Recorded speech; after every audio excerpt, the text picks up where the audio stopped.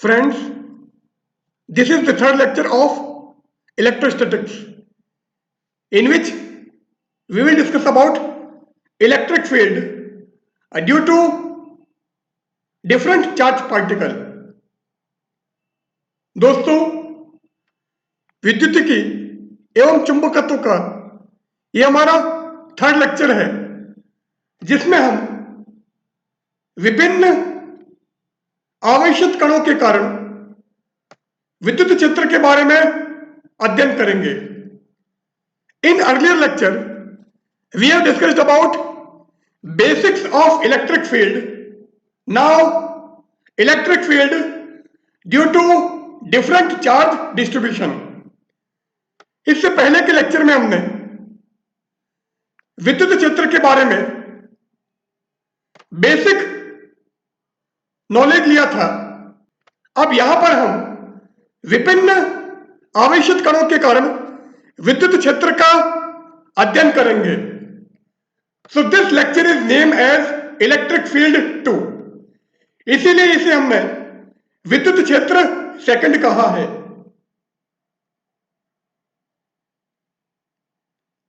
In this lecture we will discuss about electric field due to a circular loop of charge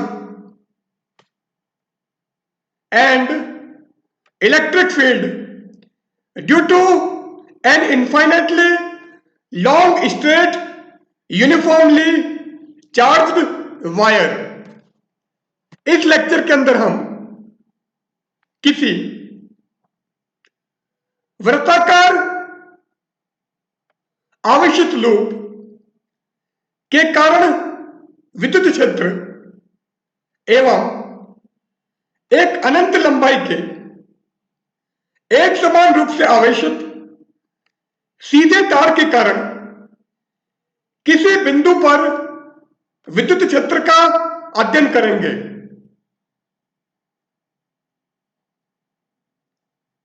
so first of all, electric field due to circular loop of charge. तो सबसे पहले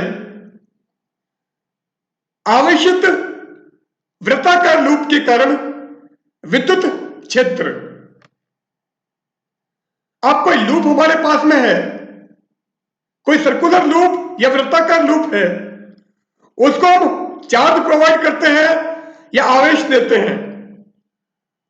then इससे किसी distance पर अगर कोई point होगा, इसके केंद्र से किसी दूरी पर यदि कोई बिंदु स्थित है, तो उस पॉइंट पर इलेक्ट्रिक फील्ड की वैल्यू क्या होगी या उस बिंदु पर विद्युत क्षेत्र का मान क्या होगा, यह हमें यहां पर निकालना है।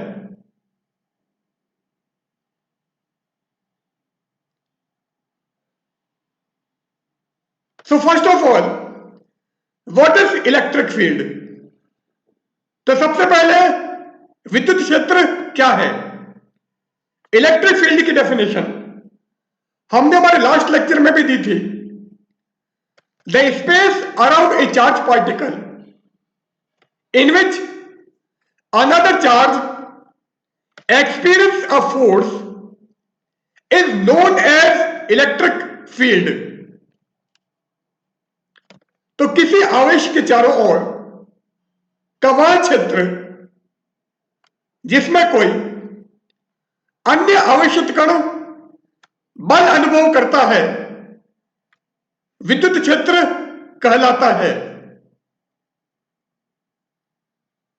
The space around a charge particle in which another charge experience a force is known as electric field. किसी आवेश के चारों ओर या किसी आवेशित कण के चारों ओर का वह क्षेत्र जिसमें कोई अन्य आवेश बल अनुभव करे, विद्युत क्षेत्र कहलाता है। अब यहां पर हमने एक सर्कुलर लूप लिया है जिसकी रेडियस a है। So here we have a circular loop of radius a। यह a त्रिज्या का एक वृत्ताकार लूप है। Here we have three mutually perpendicular axes। यहां पर हमने तीन लंबवत अक्ष दिखाई है जो कि हमारे x axis, y axis and z axis होगी।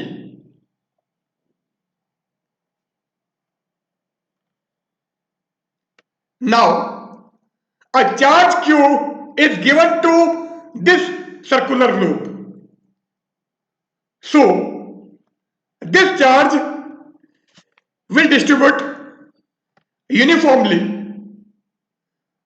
along its surface।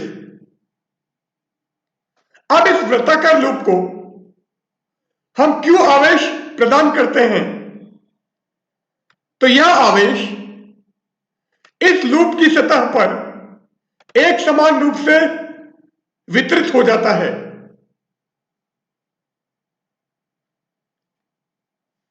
Now here we have a point P which is at a distance r from the center of the loop, and on this point we have to find the electric field due to this circular loop। तो इस वृत्ताकार loop के केंद्र से r दूरी पर कोई बिंदु P है। इस बिंदु P पर हमें इस वृत्ताकार लूप के कारण विद्युत क्षेत्र का मान ज्ञात करना है। सो अगर इस पॉइंट P पर इलेक्ट्रिक फील्ड की वैल्यू निकालनी है तो हम क्या करते हैं, इस लूप का एक स्मॉल पोर्शन कंसीडर करते हैं, इस लूप का एक अल्पांश की कल्पना करते हैं। Suppose AB is a small portion of this circular loop and its length is dl। माना इस वृत्ताकार लूप का अल्पांश AB है जिसकी लंबाई dl है। तो पहले इस पॉइंट के ऊपर हम इस dl लेंथ वाले पोर्शन के कारण पॉइंट P पर इलेक्ट्रिक फील्ड की वैल्यू निकालते हैं। देन इस टोटल लूप के कारण इस पॉइंट P पर इलेक्ट्रिक फील्ड निकालेंगे। तो पहले इस स्मॉल पोर्शन को हम कंसीडर करते हैं। Let the centre of AB is C। माना इस AB भाग का केंद्र C है। The charge on dl, dl लंबाई वाले भाग पर आवेश।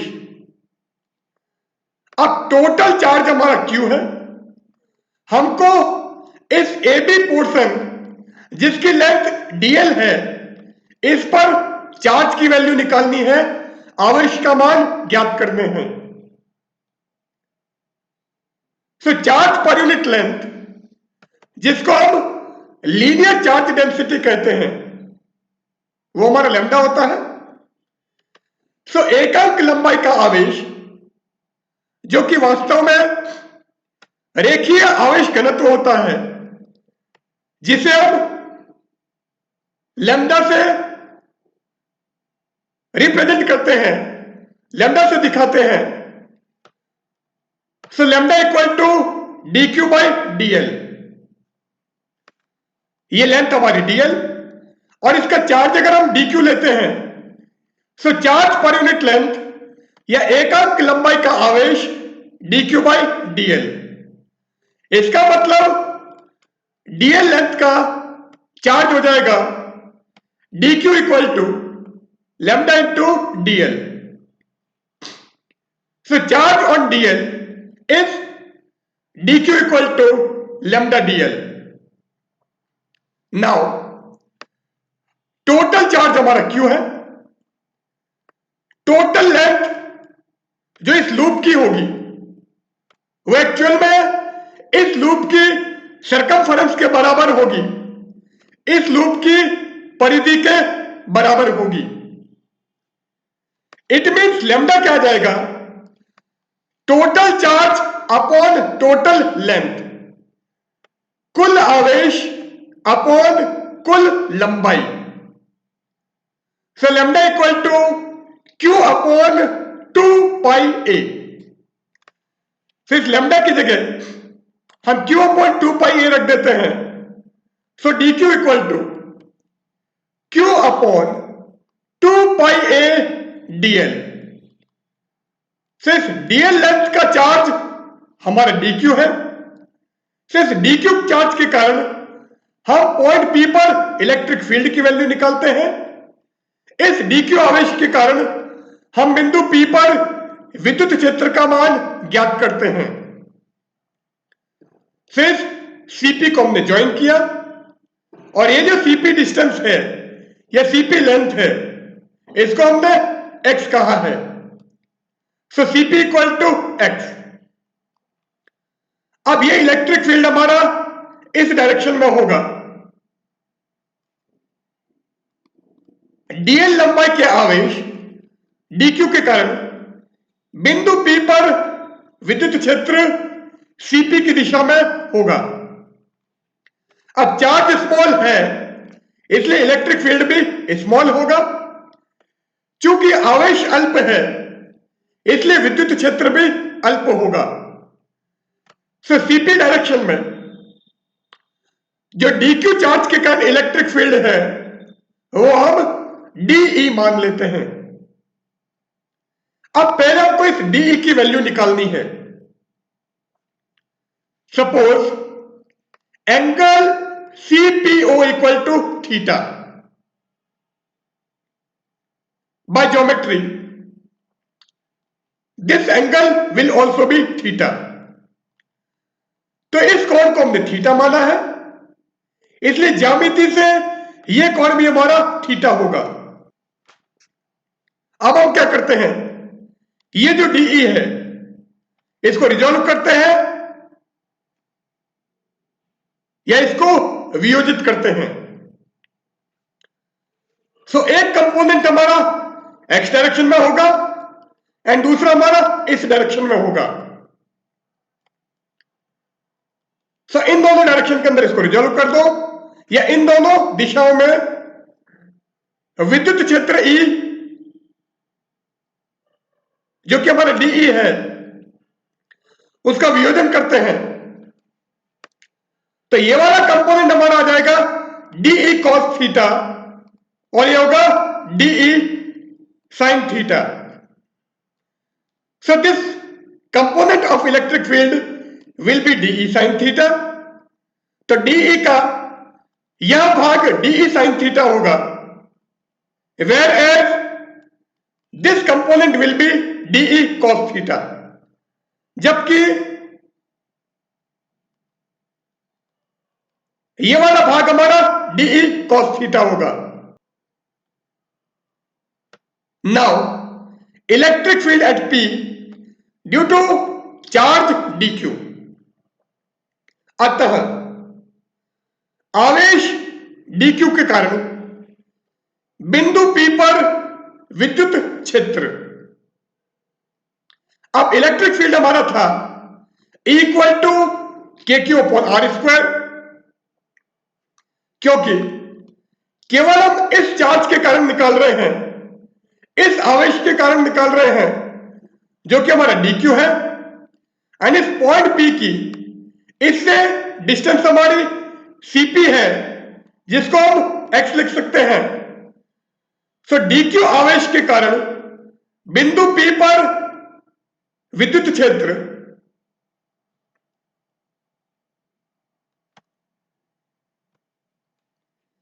डी इक्वल टू के D Q upon CP square और इस Cp को हम x लिखेंगे।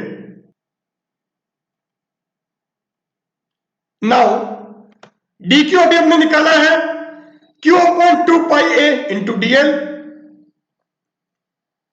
एंड डी है हमारा k dq upon Cp square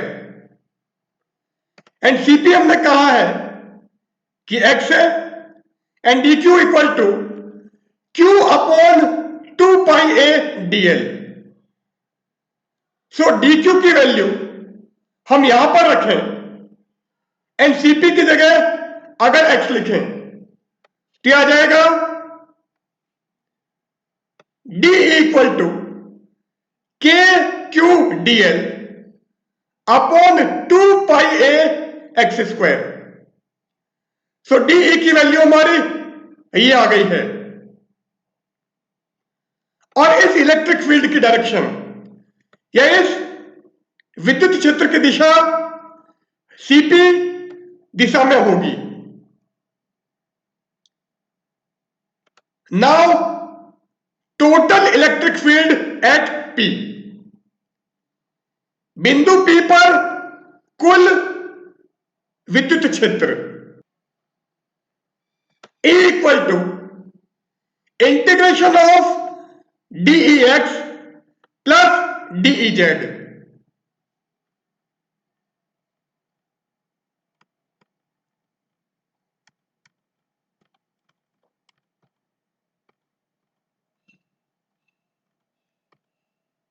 अभी हमारा डायग्राम था, अभी हमने क्या किया था, ये वाला जो पोर्शन था इसके कारण पॉइंट P पर इलेक्ट्रिक फील्ड निकाला है जो हमारा dE है, फिर इसको x डायरेक्शन में एंड z डायरेक्शन में हमने रिजोल्व किया है जो हमारा dE cos theta and dE sin theta आ गया है। अब हम क्या करते हैं, ये जो AB लेंथ है जो हमारी DL है इतनी की इतनी लेंथ हम यहां पर कंसीडर करते हैं। तो अगर ये भी हमारा DL है इट मींस इसका भी चार्ज dq होगा और यहां पर इसका सेंटर होगा और अगर इसके सेंटर से पॉइंट P को हम ज्वाइन करें तो ये हमारा सेम है, ये भी हमारा सेम होगा। इट मींस अगर इस लाइन को आप ज्वाइन करोगे तो अगर ये x है तो ये भी हमारा x होगा। तो चार्ज हमारा सेम है, पॉइंट P से इस पोर्शन की डिस्टेंस हमारी सेम है। इट मींस पॉइंट P पर इस पोर्शन के कारण इलेक्ट्रिक फील्ड भी हमारा सेम होगा, विद्युत क्षेत्र का मान भी हमारा सेम होगा। अब उस इलेक्ट्रिक फील्ड की डायरेक्शन अगर निकालोगे तो वो किधर होगी, हम इस पॉइंट को P से ज्वाइन कर रहे हैं सो इलेक्ट्रिक फील्ड हमारा इधर होगा। ये R सेम है, ये लेंथ A सेम है, ये x सेम है, इट मींस ये वाला एंगल भी हमारा थीटा होगा। तो जो हमारा इधर इलेक्ट्रिक फील्ड है dE उसको भी आप रिजर्व करोगे तो एक कंपोनेंट हमारा यहां आएगा जो dE cos थीटा होगा, जबकि दूसरा कंपोनेंट हमारा यहां होगा जो dE sin थीटा होगा। तो सेम लेंथ हमने अपोजिट डायरेक्शन में ली है, तो जितना चार्ज हमारा AB का है उतना ही चार्ज इसका होगा। पॉइंट P की इस पोर्शन से डिस्टेंस हमारी सेम है तो इलेक्ट्रिक फील्ड भी हमारा सेम होगा और वो जो इलेक्ट्रिक फील्ड है वो हमने कहा है इस डायरेक्शन में होगा। और A हमारा सेम है, R सेम है, X सेम है तो एंगल भी सेम होगा।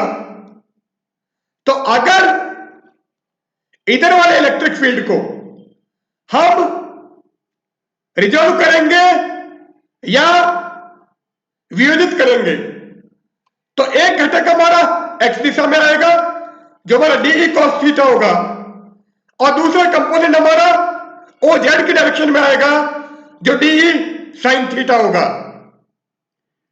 अब अगर इन दोनों कंपोनेंट को हम जोड़ें, इन दोनों घटकों को यदि हम जोड़ें, तो इस पोर्शन के कारण इधर वाला कंपोनेंट डीई कॉस थीटा और इस कंपोनेंट के कारण या इस भाग के कारण इधर वाला कंपोनेंट भी हमारा डीई कॉस थीटा। तो दोनों हमारे पी एक्स की दिशा में है, इसलिए ये ऐड हो जाएंगे, जुड़ जाएंगे। जबकि जेड कंपोनेंट की बात करें तो इस वाले पोर्शन के कारण इलेक्ट्रिक फील्ड हमारा इधर है जो डीई साइन थीटा है, इस वाले पोर्शन के कारण जेड कंपोनेंट हमारा इधर होगा और ये भी हमारा डीई साइन थीटा होगा। तो दोनों की वैल्यू सेम है, डायरेक्शन अपोजिट है। दोनों जेड घटक हमारे परिमाण में समान है, दिशा में विपरीत है। तो अगर इनको ऐड करोगे तो total electric field along Z direction will be 0।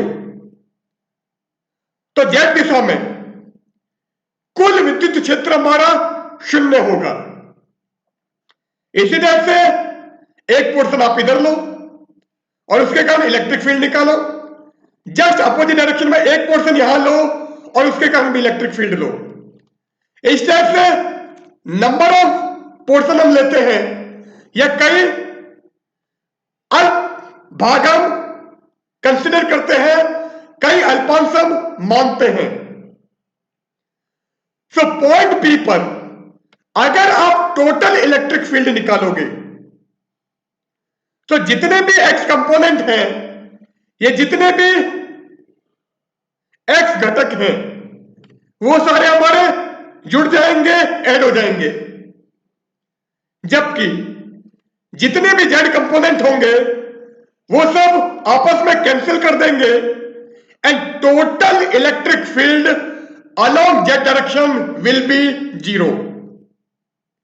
अतः जेड दिशा में परिणामी विद्युत क्षेत्र 0 होगा।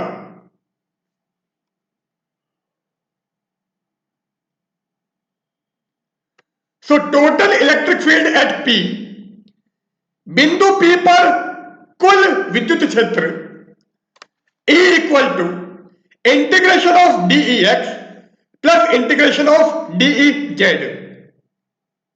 अब ऐड करने का मतलब इंटीग्रेशन करना है,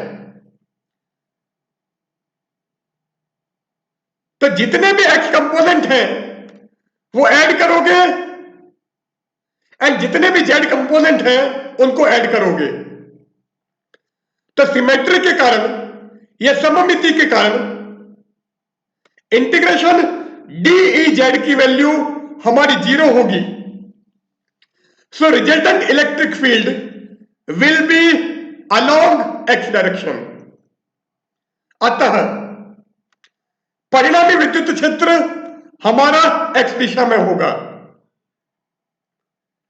सो ड्यू टू सिमेट्री, सममिति के कारण integration dE z equal to 0। तो सारे इलेक्ट्रिक फील्ड के जेड कंपोनेंट ये जेड घटक को हमने जोड़ दिया है, सो ये हमारा 0 हो जाएगा। So E equal to integration of dE x. अब डीई एक्स की वैल्यू हमारी डीई कॉस थीटा है।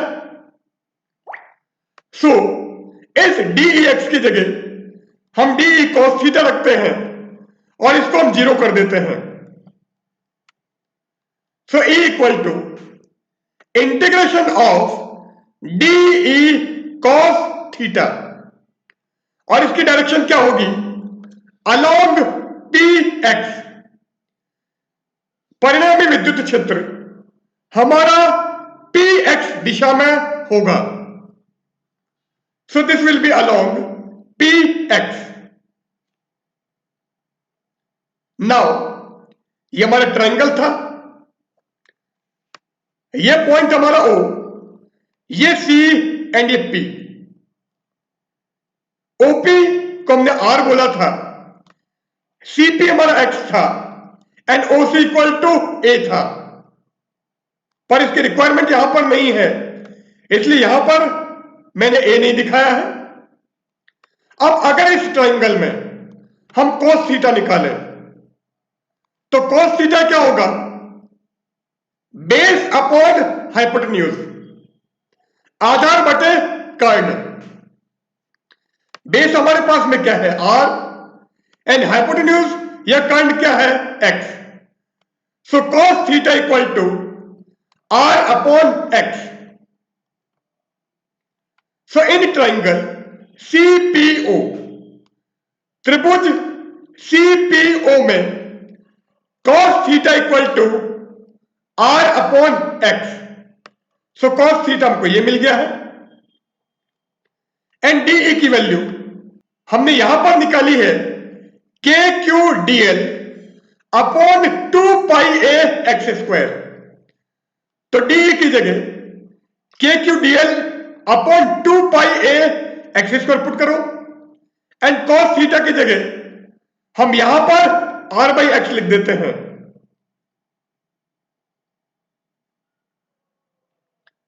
सी हो जाएगा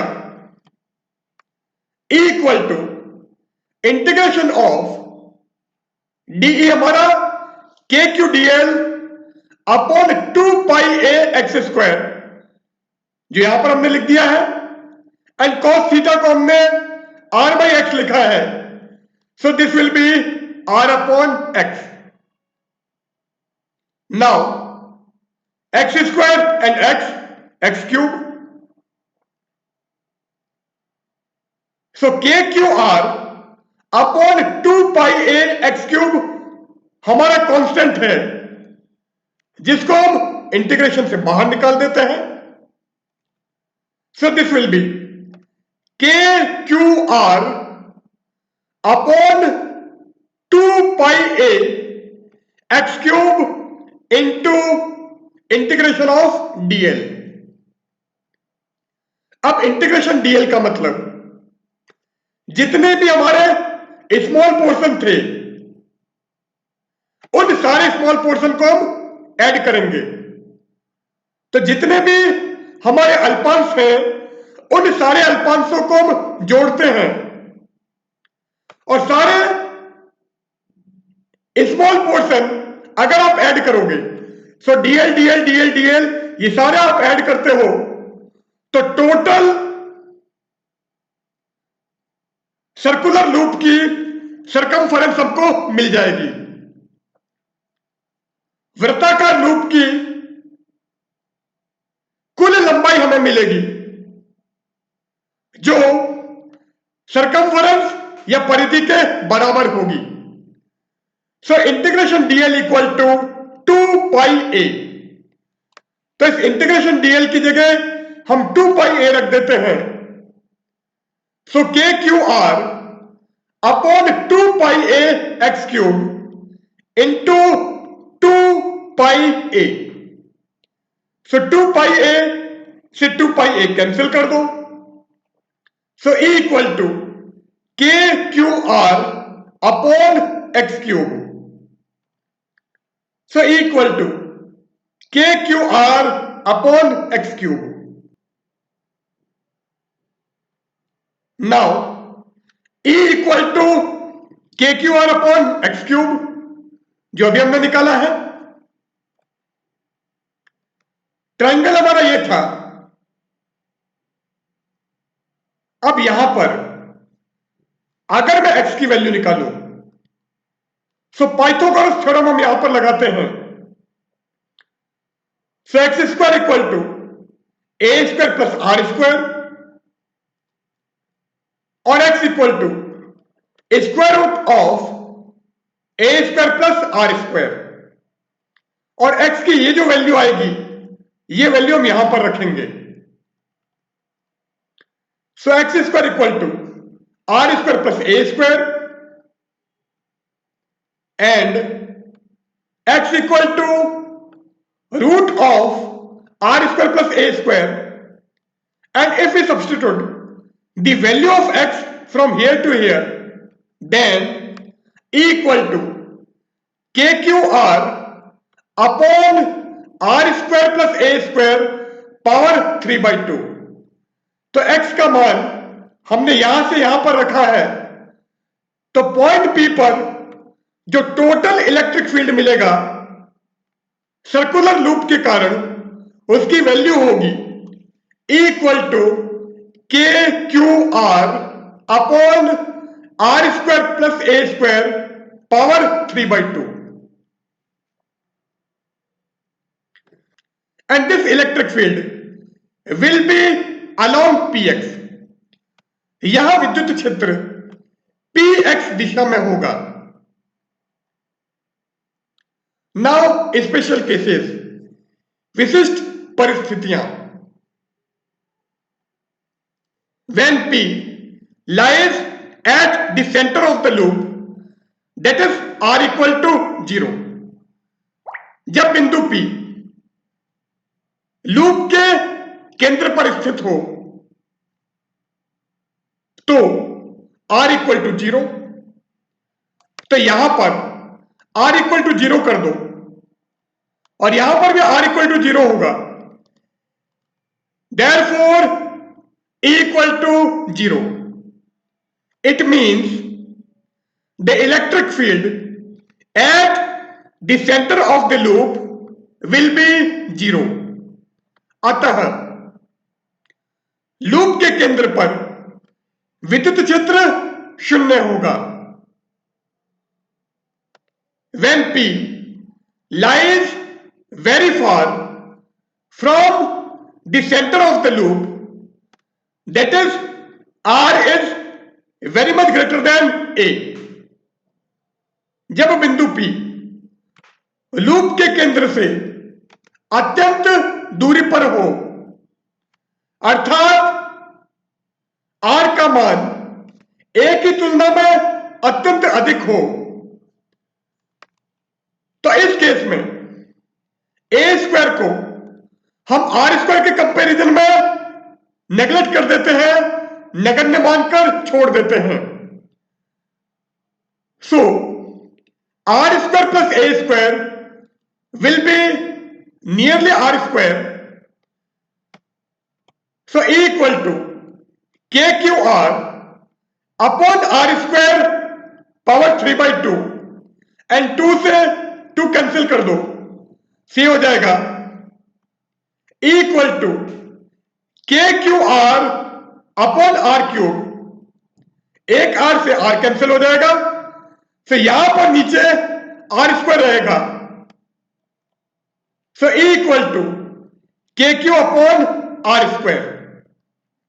और ये जो इलेक्ट्रिक फील्ड है, ये वही इलेक्ट्रिक फील्ड है जो हमने पॉइंट चार्ज के कारण किसी बिंदु पर ज्ञात किया था।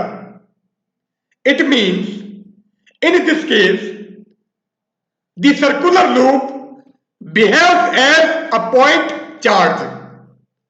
अतः इस स्थिति में वृत्ताकार लूप एक बिंदु आवेश की भांति कार्य करता है। So in this case circular loop behaves as a point charge. इस स्थिति में वृत्ताकार लूप एक बिंदु आवेश की भांति कार्य करता है। Now electric field due to an infinitely long straight uniformly charged wire, एक सीधे एक समान आवेशित अनंत लंबाई के तार के कारण विद्युत क्षेत्र।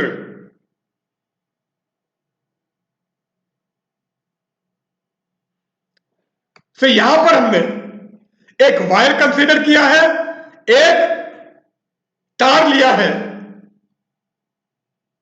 And the length of this wire is infinitive. माना AB लंबाई वाले सीधे तार की वास्तविक लंबाई अनंत है. O is the center of this wire. O इस सीधे तार का केंद्र है. Let Q charge is given to this straight wire. माना इस सीधे तार को Q आवेश दिया जाता है. This charge will be distributed uniformly along its length. यह आवेश इस तार की लंबाई के अनुदिश एक समान रूप से वितरित होगा.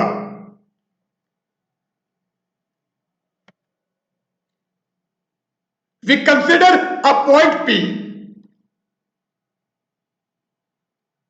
which is at a distance r from the wire. माना कोई बिंदु P है जो तार से r दूरी पर स्थित है. इस पॉइंट P पर हमको इलेक्ट्रिक फील्ड की वैल्यू निकालनी है. इस बिंदु पर हमें विद्युत क्षेत्र का मान ज्ञात करना है. तो पॉइंट P पर इलेक्ट्रिक फील्ड निकालने के लिए हम इस वायर का स्मॉल पोर्शन कंसीडर करते हैं. इस तार का अल्पांश हम लेते हैं जिसकी लंबाई dy है. Let the length of this small portion be dy. Let m be the centre of this small portion. माना इस अल्पांश का मध्य बिंदु m है.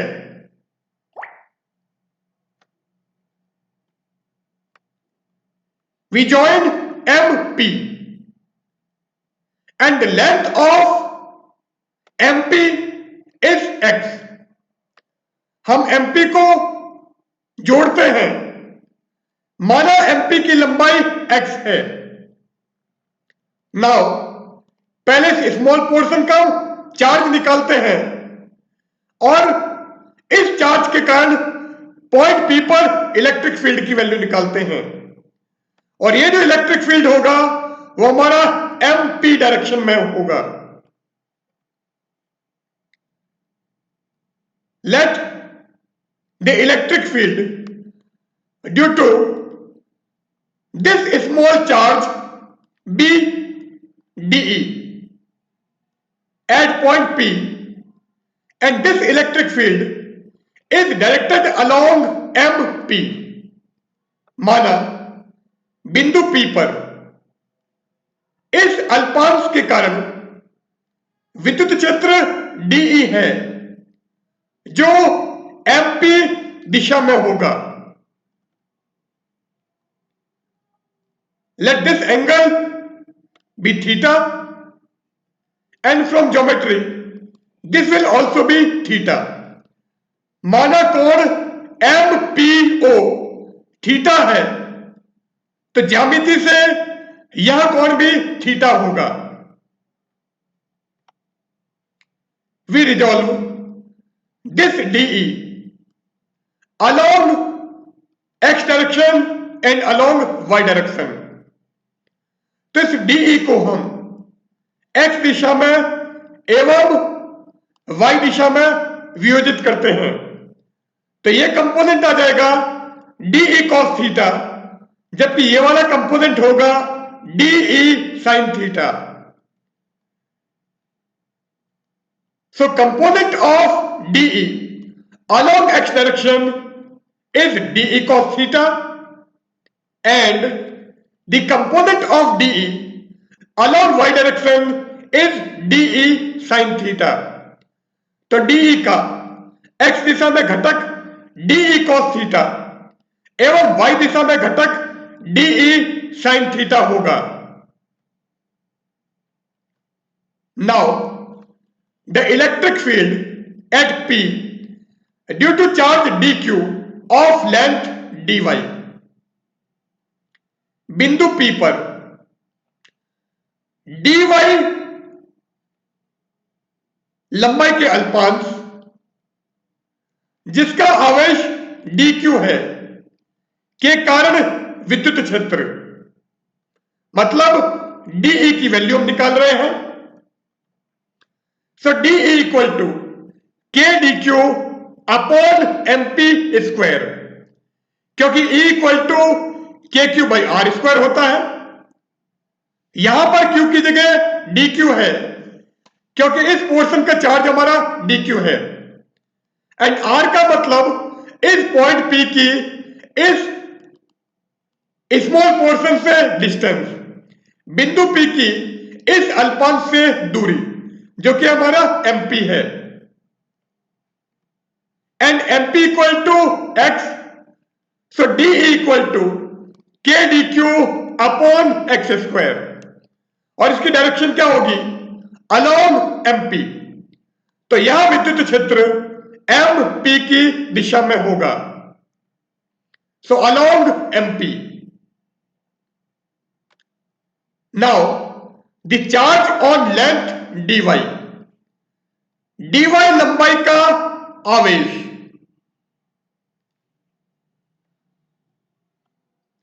dq equal to lambda into dy। Here lambda is linear charge density, यहां लैम्डा रेखीय आवेश घनत्व है, means charge per unit length, एकांक लंबाई का आवेश लैम्डा है। सो एकांक लंबाई का आवेश हमारा लैम्डा है, एंड dy लंबाई का आवेश हमें निकालना है, तो लैम्डा को हमने dy से मल्टीप्लाई कर दिया है। So dq equal to lambda dy। Now इस dq की वैल्यू हम यहां पर रखें, then de equal to k lambda dy upon x square. So point P पर इस dq चार्ज के कारण इलेक्ट्रिक फील्ड हमारा k lambda dy by x square होगा, जो कि हमारा MP की डायरेक्शन में होगा। This will be along MP, यहां MP की दिशा में होगा।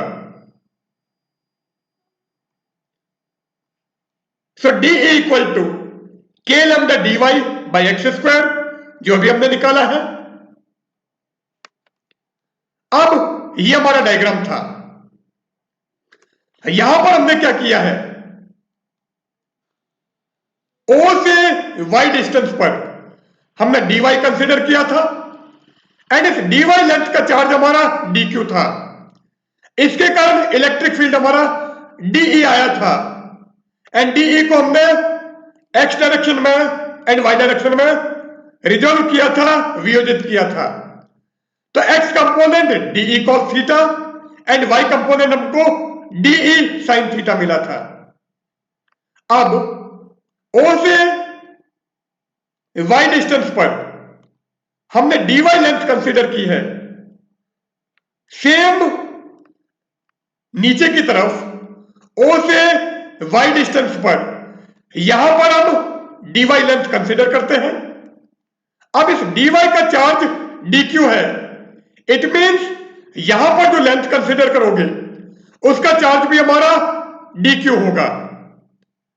अब ये डिस्टेंस और ये डिस्टेंस हमारी सेम होगी, तो ये इलेक्ट्रिक फील्ड और ये इलेक्ट्रिक फील्ड भी हमारा सेम होगा, क्योंकि चार्ज सेम है, डिस्टेंस हमारी सेम है, तो इलेक्ट्रिक फील्ड PD की डायरेक्शन में जो है एंड PC डायरेक्शन में है, ये दोनों हमारे सेम होंगे।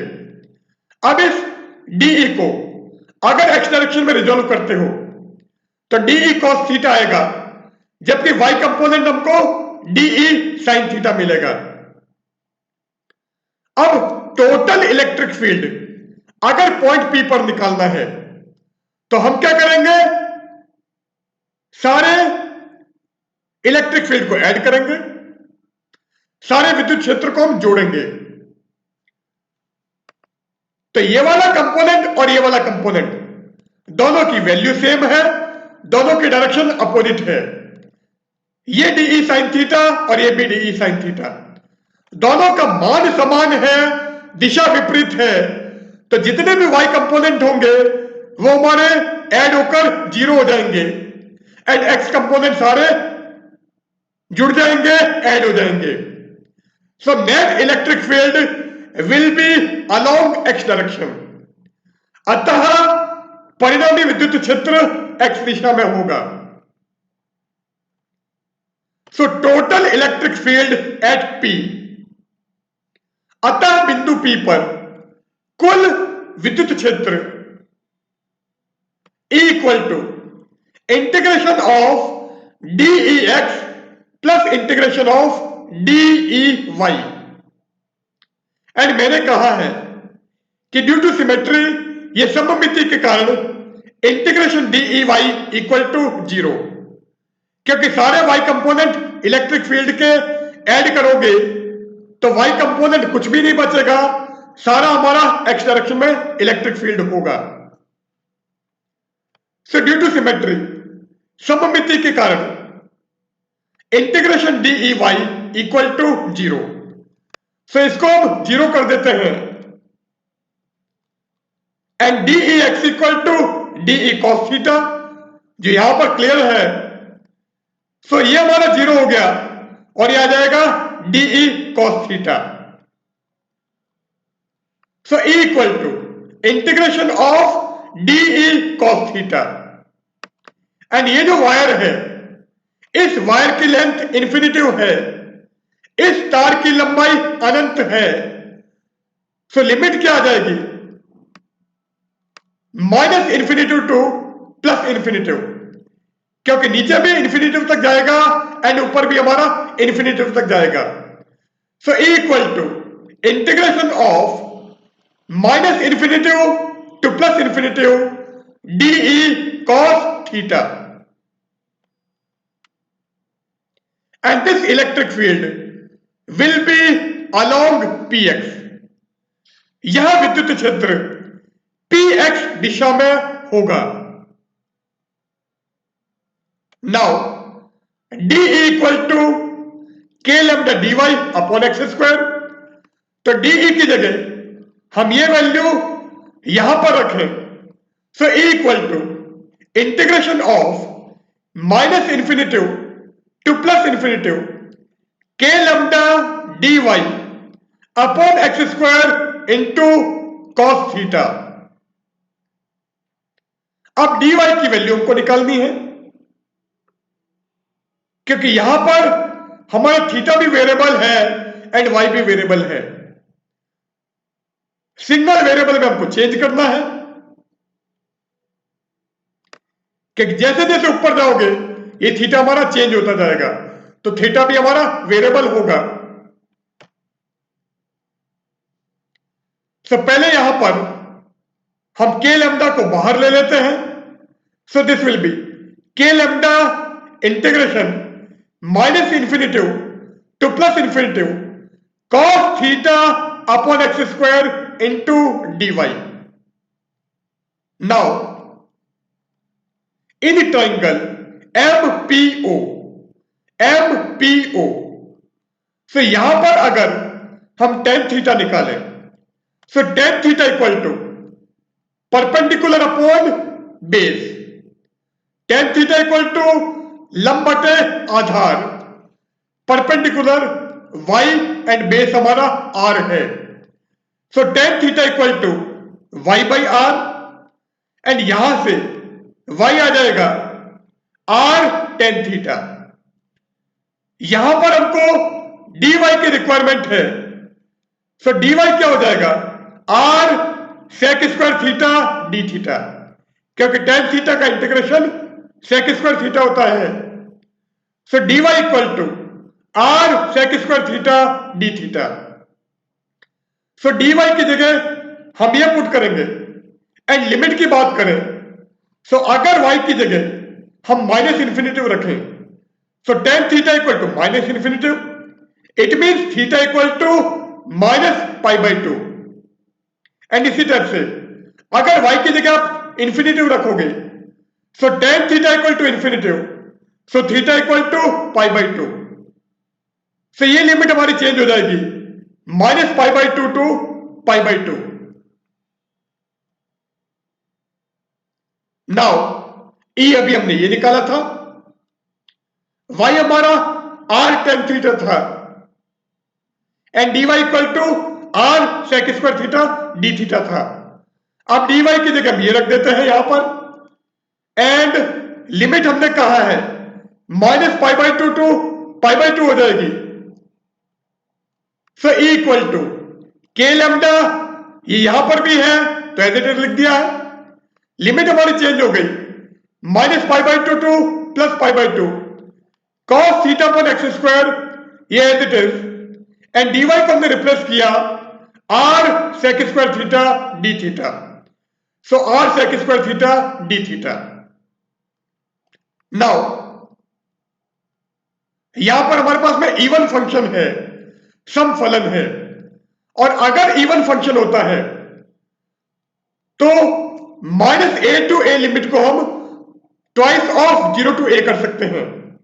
इवन फंक्शन, ये सम फलन हमारा वो फंक्शन होगा जहां पर हम थीटा को माइनस थीटा से रिप्लेस करें तो हमारा फंक्शन चेंज नहीं होना चाहिए। तो cos of minus theta equal to cos theta and sec of minus theta equal to sec theta. इसलिए ये हमारा इवन फंक्शन है, ये सम फलन है, इसलिए ये लिमिट हमारी हो जाएगी twice of zero to pi by two. So E equal to two k lambda integration zero to pi by two cos theta upon x square r sec square theta d theta. अब यहां पर हम r से multiply and r से divide करें, then two k lambda zero to pi by two cos theta, ये आ गया, r से डिवाइड किया एंड r से मल्टीप्लाई भी किया है, सो यहां पर r और यहां पर हो जाएगा r स्क्वायर, ये एक्स स्क्वायर अपनी पोजीशन पर, सो ब्रैकेट में r square by x square sec square theta.